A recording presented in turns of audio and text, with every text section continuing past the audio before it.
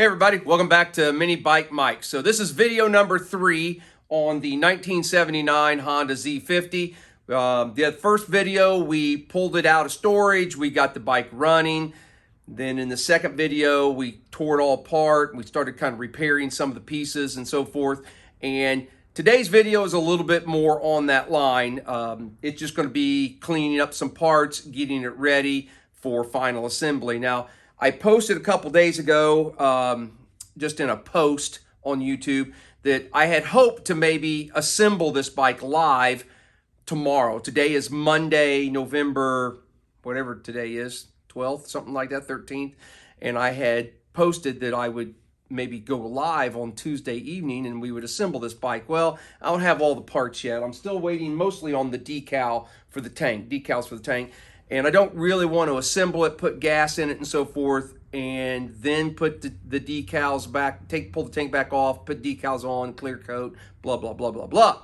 So I really want to wait until I have it all done or have everything ready to go before I try and assemble the bike. So we're not going to do a live video on Tuesday. More than likely, this is the video that will get posted on Tuesday that you will see, and then we'll have a final video, either a video or a live, where we actually do assembly on the bike. But anyway, let me go ahead and show you some of the final things that I had to do to get this bike ready to go. Splice those in, and then I'll come back at the end of the video and we'll do a little walk around. In the last video I posted on the 79 Honda Z50r, I mentioned that I was going to have to do some work to the back tire. The hub was loose, and I was afraid that the threads were stripped out of the hub here, and that happens to be the case.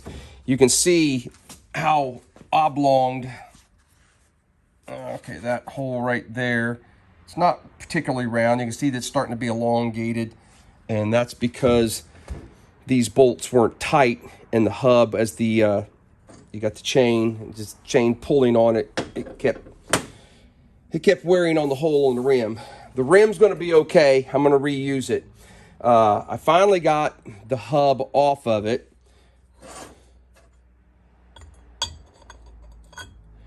I had 2 of the nuts came off okay. The third one was just stripped and just kept spinning and spinning and spinning. So I cut the nut off. Kind of messed up a couple threads here, but that was the least of my worries. My biggest worries were the threads where the hub mounts to the rim, and that proved to be a concern. I don't know if it's going to show up or not. I don't know. Bottom left, see that little silver? It's like a tab sticking there. You can see it. See that tab? Almost looks like a spark plug electrode sticking out there. Those are helicoils already in those holes. Don't focus up here, focus down there. So those have already been stripped out. Somebody's put helicoils in those.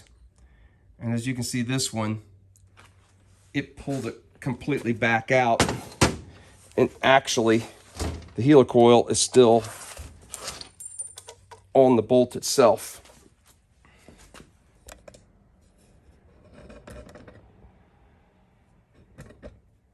I don't know if you can see that larger diameter around that. It just pulled it right out, and from the looks of this, it's been pulled out for a while. So anyway, long story short, I'm going to salvage the rim and the tire, but we can't use this hub. I don't feel comfortable messing with those again, you know, unless it was a emergency. Here, look at this. You can see where they drilled on this side. There's not supposed to be a hole. See, that's supposed to be solid all the way around. This one, they wound up drilling all the way through, and you can see the helicoil there inside. But anyway, so I got digging into the deepest parts of my parts hoard. I have a shipping container of old Z50s, mostly hardtail stuff.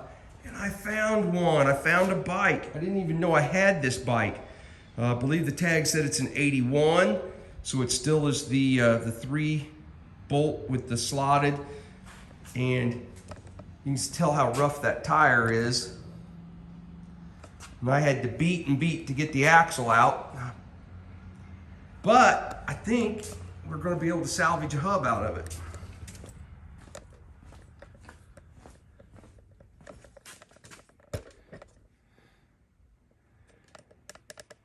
This one, this is the hub off of that bike out there, and it actually has good threads all around. Oh, the threads up on top are good. They're seated into the aluminum still really well, and I believe I have good threads, original threads in that. So I got to clean this up. It's a dirty pig, but and I gotta get this helicoil off of here so I can put the hub in there. But this is all going to go back together. And as much as I would have liked to have had the rims match, you know, this one has the slotted, the oval holes, and the other one has the front tire has a round. I just don't have the parts to do it any other way. So I'm really thankful and lucky I had this one, and I think it's going to work for me, so I'm just going to get that cleaned up and get that painted. Another item on this bike I want to try and clean up, make a little bit better looking, is the seat cover.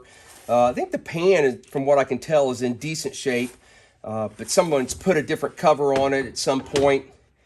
I'm not sure if it has all the padding. I don't know how tall all this should be. I bought a new seat cover just off of eBay, 20 bucks or something, like 25 bucks. Even says Honda on the back. It's got the Z. I think it's correct for this model. I think what I'm going to try and do is just trim a lot of this excess off. The way this thing is, the way these, if you've never done these seat covers, there's little... The pan itself has perforations, and it creates these little points.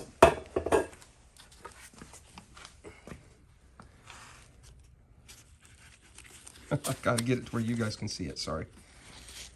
See that little piece sticking up right there? See how it's just punched out of the pan? Well, you stick the fabric down over top of that and then bend it down flat, and that's what holds it in place. So I think I'm going to leave the cover, like I said, I don't know if I said this already or not, but I'm going to leave the cover as a little more protection to the new seat cover. I'm going to leave what's on there. I'm just going to trim off a lot of this excess, get rid of it, bend all these little tabs up to where they're usable. Hopefully they won't break off. And when I have that done, and we're ready to put the new seat cover on, well, then I'll bring you guys back. But I need to waste time showing you. I'm just going to take a carpet knife and kind of go around there, box knife, cut that off. So be right back. All right, so I've got the excess trimmed off, and after I got it off, the pan's in okay shape. It's missing quite a few of the little tabs. You can only bend them so many times. I just went right around the edge and cut the old cover. I wasn't sure if it was these little tabs would be long enough to handle having both covers.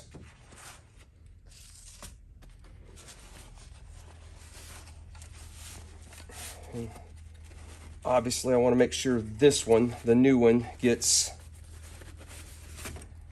in there fully.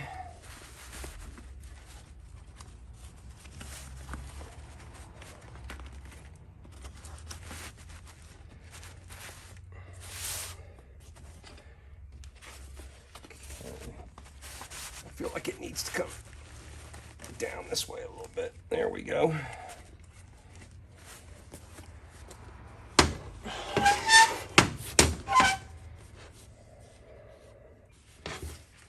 That's not bad.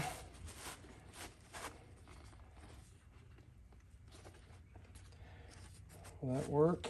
That might work. just going to take a screwdriver. I don't know if you're in camera, if I'm showing you, but I've just poked that little steel piece through the cover, and then I'm just going to bend it down. Just like what you see right there. I'm going to back up just a little bit. Oh, wrong way.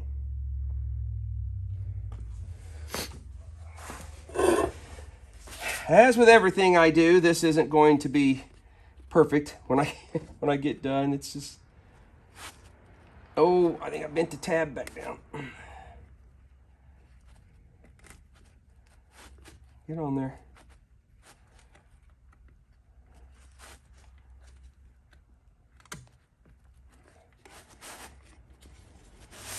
I'll find another one here.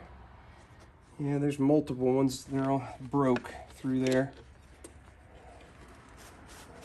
I don't like having the Z wrapped around over the corner, so maybe come back this way first.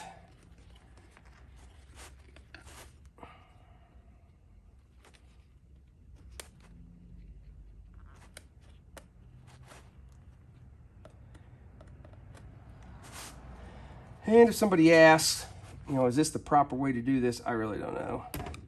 I've done it this way a couple times.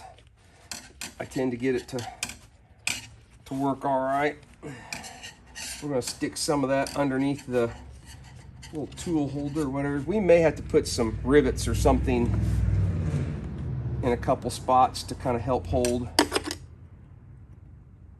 where we're missing some of the pieces.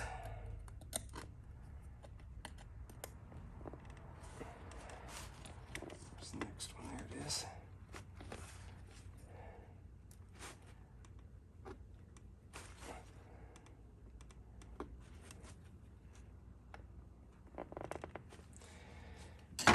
Anyway, you get the idea. I don't think you probably need to watch me go all the way around. I'm going to continue with that. Get this one.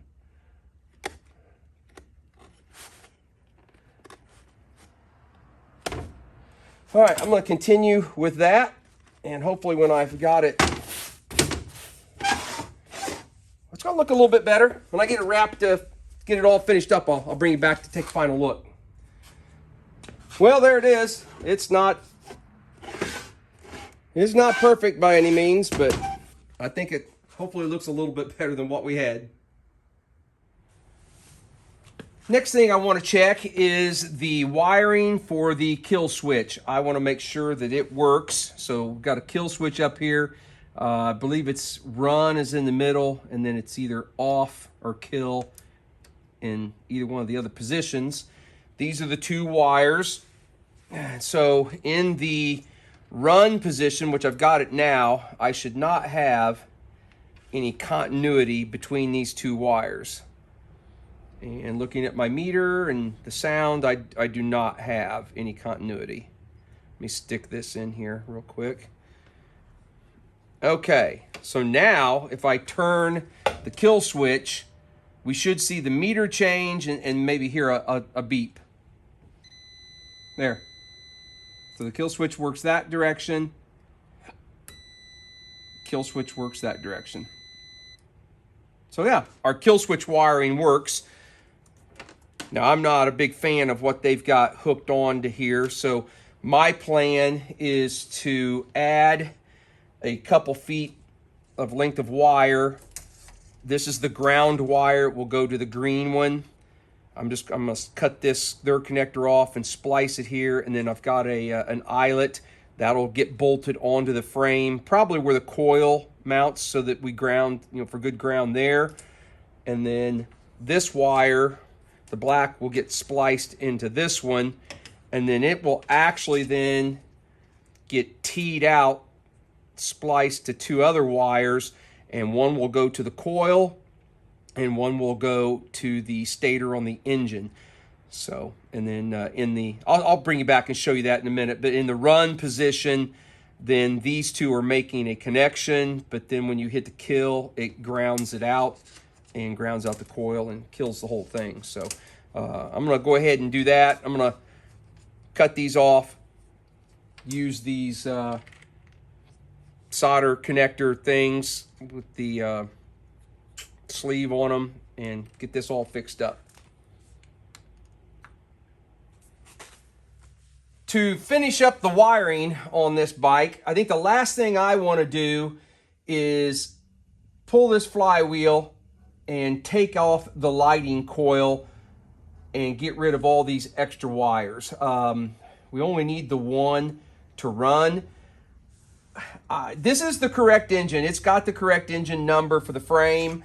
I don't know if this shouldn't be tight. We didn't tighten it very tight. Yeah. I don't know if this is the correct stator on this. Honda before has put extra wires on bikes that didn't need them, so this very well may be the correct stator for this bike, for this engine. But we don't, since there's no lights, we don't need this lighting coil. And if it's any good, I could probably use it on something else down the road. So let's see, I'm gonna need to take that off. I'm going to remove it and just get this down to a single wire engine.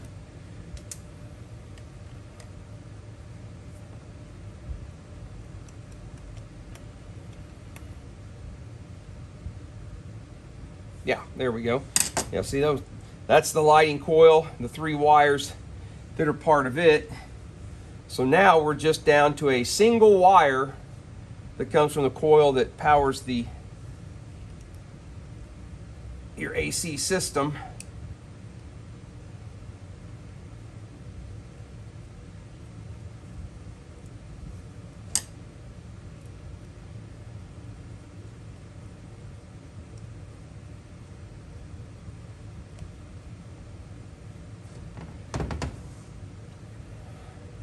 All right.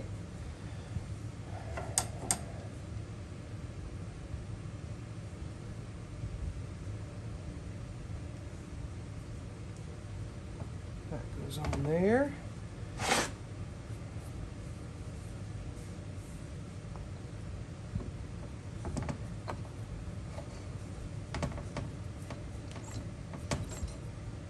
Perfect. So the last thing I need to do is put a bullet connector onto this wire so that it can plug into the wiring I put on the handlebars.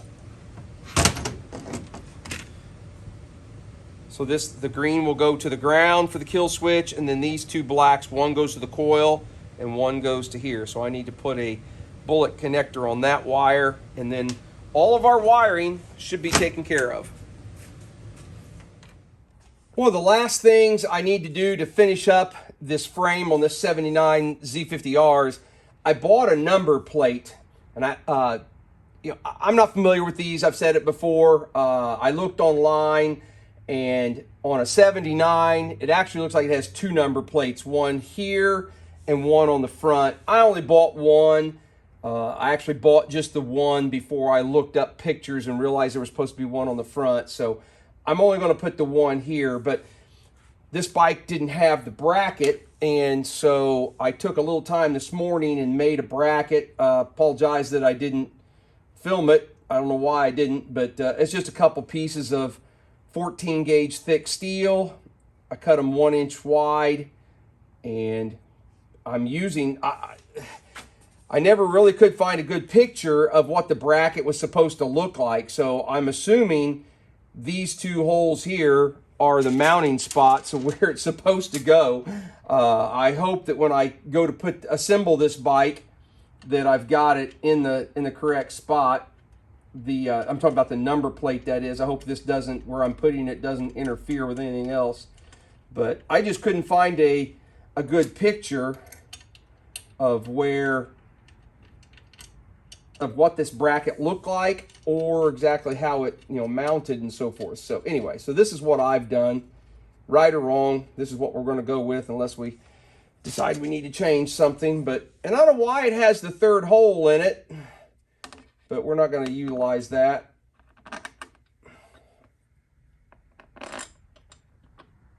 But I'll put some nuts on the back of that. That'll get bolted something like that.